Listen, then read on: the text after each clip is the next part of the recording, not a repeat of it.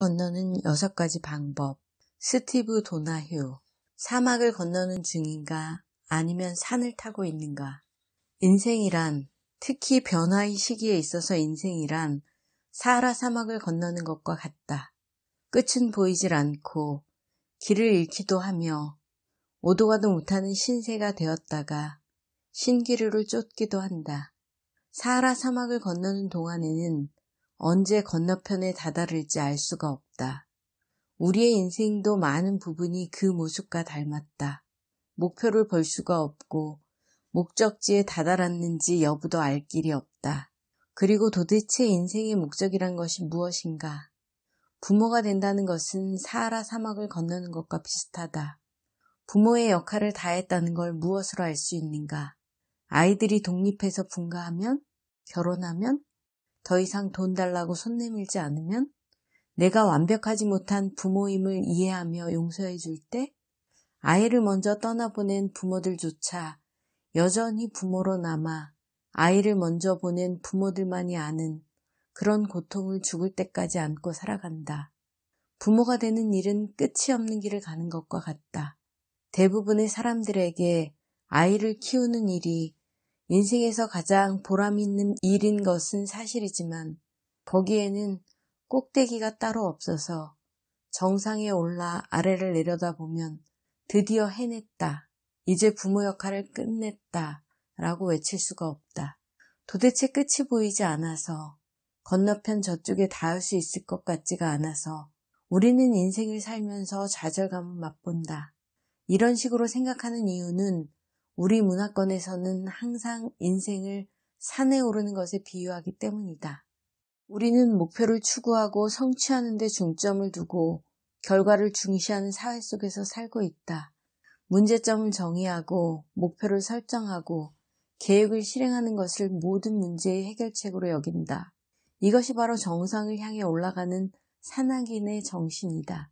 산악인들에게는 목표가 눈에 보인다. 산꼭대기가 바로 저 위에 보이는 것이다. 그래서 힘을 얻고 그것을 향해 나아간다. 정상에 다다르면 목표를 달성했음이 너무나 분명해진다. 은퇴를 준비하면서 저축을 하는 것이 바로 이러한 등반의 좋은 사례라고 할 수 있다. 목표가 분명한 것이다. 얼마만큼을 저축해야 은퇴 후에 안락한 생활을 할 수 있는지 분명히 알 수 있다.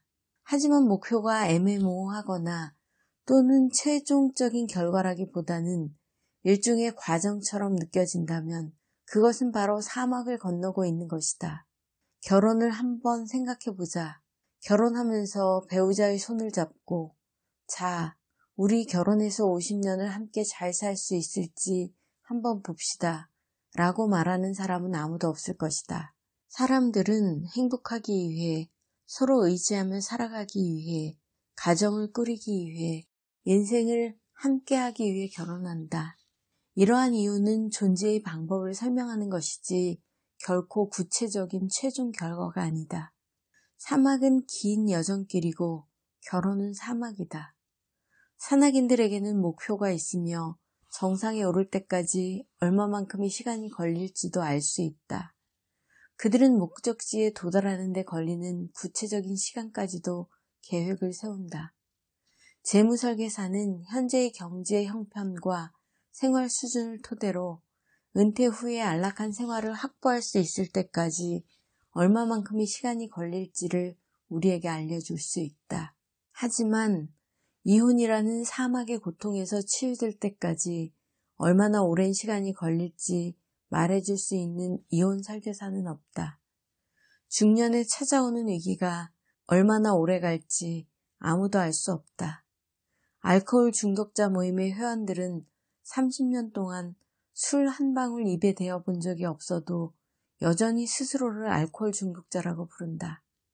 사막은 끝이 없어 보이고 끝이 있다 할지라도 이 사막을 건너는데 얼마만큼의 시간이 걸릴지 예측하기는 무척 어렵다. 산을 타는 기술은 사막에서는 써먹을 데가 없다. 사하라 사막을 또는 인생이라고 하는 사막을 무사히 건너려면 사막 여행자의 규칙을 따라야 한다. 그러나 우선 산과 사막의 차이점부터 알아야 한다. 산을 탈 때나 프로젝트를 수행할 때는 얼마나 준비가 잘 되어 있는지, 계획은 잘 세웠는지, 그리고 경험이 있는지 여부에 따라 결과가 크게 달라질 수 있다. 사람들은 보통 새 집을 지을 때 경력이 확실한 건축업자에게 일을 맡기려고 한다. 일을 수주한 건축업자는 실력 있고 인정받는 설계사나 건축가에게 도면을 의뢰하고 그 도면을 토대로 집을 짓는다. 때로 일이 지연되거나 돌발 상황이 발생하기도 하지만 목표를 향하여 나아갈 때는 이 세 가지, 즉 준비, 계획, 경험의 여부에 따라 성공 확률이 달라진다. 사막은 다르다.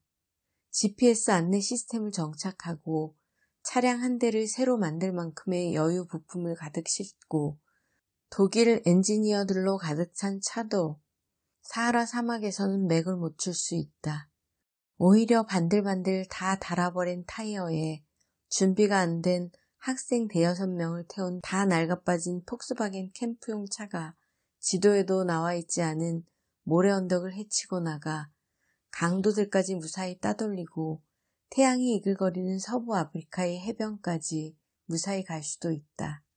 경험이나 준비의 여부는 인생이라고 하는 사막을 건너는 데 있어서 성공이나 신속성을 보장해주지 못한다. 숙련된 치료사라도 중년의 위기를 극복하지 못하고 헤매기도 한다. 그럴 때는 지식도 학위도 경험도 도움이 안 된다. 그 자신이 사막에 떨어졌기 때문에 다른 사람으로부터 상담 치료를 받아야 하는 것이다. 사막에서 자기가 무능하게 느껴지는 것은 지극히 정상적인 일이다. 계획을 충분히 세우지 못한 것이 문제가 아니다. 계획을 세우는 것이 그토록 도움이 된다면, 훈련을 받는 것이 정말 그토록 중요하다면 우리는 이혼뿐 아니라 결혼에 대해서도 수업을 받아야 하지 않을까? 또 아이를 가지려면 사전에 면허를 따야 할 것이다. 아이를 낳기 위한 시험을 보고 자녀 양육과 교육에 대한 계획서를 제출하고 나서야 아이를 낳을 수 있는 자격을 허가받을 수 있을 것이다. 사막 여행은 예측 불능하고 불확실하다. 자녀를 키울 때 부모로서 가야 할 길이 훤히 보이는가? 안 그래도 힘겨운 사업에 경제 상황이 어떤 영향을 미칠지 예상할 수 있는가? 몸을 아무리 가리고 있어도 사정없이 우리 몸을 파고들어 괴롭히는 모래폭풍처럼 인생의 사막에서 불확실성은 피할 수 없다. 인생이 불확실해 보이고 앞을 내다볼 수 없을 때, 계획과 경험이 그다지 도움이 되지 않을 때 우리는 바로 사막에 있는 것이다. 이것이 바로 사막의 가장 힘든 점이고 그래서 사람들이 산을 더 선호하는 것인지도 모른다. 산은 사막보다 덜 애매하니까. 마라톤을 처음 뛰는 것은 산세가 험한 산을 오르는 것과 같다. 완주를 할 수 있으리라는 보장은 없지만 어떻게 훈련을 해야 하는지 그리고 어떻게 달려야 하는지를 알려주는 상세한 책자가 있다. 마라톤에서 문제가 되는 것은 불확실성이라고 하는 희미한 적이 아니라 체력과 의지이다. 나도 모르게 살금살금 다가오는 적보다는 눈에 보이는 적이 낫다. 대부분의 사람들은 막연한 것, 모호한 것, 혹은 역설적인 것을 싫어한다. 길을 잃거나 방향을 물어보는 것도 좋아하지 않는다. 우리 사회는 불확실한 것을 잘 참아주지 않는다. 서구 문화권, 특히 북미 문화권에서는 자신의 현재 위치를 알고 일을 제대로 해내는 것을 중요하게 생각한다. 그것이 꼭 나쁘다는 것은 아니다. 문제를 해결하고 목표를 설정하고 끈기 있게 노력하는 태도 덕분에 우리는 위대한 일을 많이 성취해냈다. 서구 사회의 할 수 있다는 신념 덕분에 끔찍한 질병의 치료법도 개발되었고 인간이 달까지 다녀왔으며 파나마 운하도 건설되었고 앉으면 따뜻해지는 좌변기도 발명되었다. 우리의 문화는 성취라고 하는 예술을 완성시켰다. 우리는 하면 된다의 방법을 잘 알고 있다. 하지만 우리 인생에서 이러한 성취나 성공 또는 목표가 전부는 아니다. 인생이란 종종 길을 잃고 스스로를 발견해 나가며 때로는 사면 초가에 처하기도 하고 거기에서 빠져나오고 신기루를 쫓기도 하는 것이다. 한동안 길을 잘 가는 듯하다 다시 길을 잃는 과정의 연속이다. 인생의 대부분은 산이 아니라 사막을 닮았다. 두 가지 은유적인 사막이 있다. 우선 가장 악명 높은 사막은 변화의 사막이다. 이는 아주 중요하고 근본적이며 때로는 급속한 변화의 기간이다. 이혼, 실업, 사랑하는 사람과의 사별, 이직, 새로운 사업의 시작, 집에 들어 앉아서 아이를 돌보는 부모가 되는 것, 그러다가 또 일을 시작하는 것, 회사의 합병이나 구조조정, 병든 부모의 수발, 중년의 위기 등이 변화의 사막에 속한다. 이 변화의 사막 한가운데 있을 때는 그 끝이 보이지 않지만 지나고 나서 보면 거기에도 끝이 있으며 또 다른 사막인 인생의 사막보다 더욱 격렬하다는 것을 깨닫게 된다.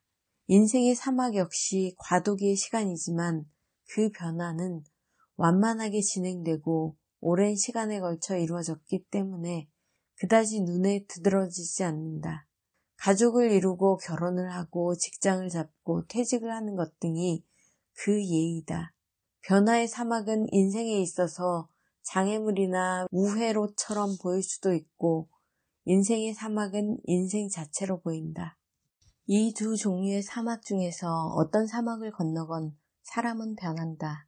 아이가 막 태어나 병원의 분만실에 있을 때와 다 자라 집을 떠날 때 우리는 같은 사람이 아니다. 파산을 한 후에 후를 털고 다시 일어난 사람은 빚더미에 앉아있던 그 사람과 동일한 사람이 아니다. 하지만 알코올 중독자 모임이나 12주간의 금주 프로그램에 참가를 했는데도 변화가 없다면 여행을 제대로 하지 않았기 때문이다. 사막이 무서운 것은 이 때문이다. 마음속 깊은 곳 어딘가에서 무엇인가 변할 것임을 알고 있지만 그 변화가 어떤 것인지는 미리 알 수 없다. 그래서 우리는 사막을 건너기보다는 산을 탄다. 사하라 사막에는 알제리의 아하가르 산맥, 리비아와 차드의 티베스티 산맥, 니제르의 아이르 산맥 등 멋진 산맥들이 있다. 인생과 변화의 사막에는 항상 넘어야 할 산이 있다. 이 산들은 그때그때 우리가 해내야 하는 과제나 프로젝트, 그리고 구체적인 목표가 있는 꿈, 우리가 열망하고 달성하기 위해 노력하는 최종 결과물들이다. 직장을 옮기는 것은 산이지만 작업을 완전히 바꾸는 것은 사막이다. 아이를 낳는 것은 산이다. 특히 여성의 입장에서는. 하지만 아이를 키우는 것은 사막이다. 꿈에 그리던 집을 짓는 것은 산이다. 이혼으로 그 꿈 같은 집을 잃게 되는 것은 사막이다. 암을 이겨내는 것은 에베레스트 산의 정상에 오르는 것과 같다. 하지만 만성질환이나 불치병을 안고 살아가는 것은 차라리 사하라 사막을 건너는 것과 같다. 나는 지금 산을 오르고 있는가? 아니면 사막을 건너고 있는가?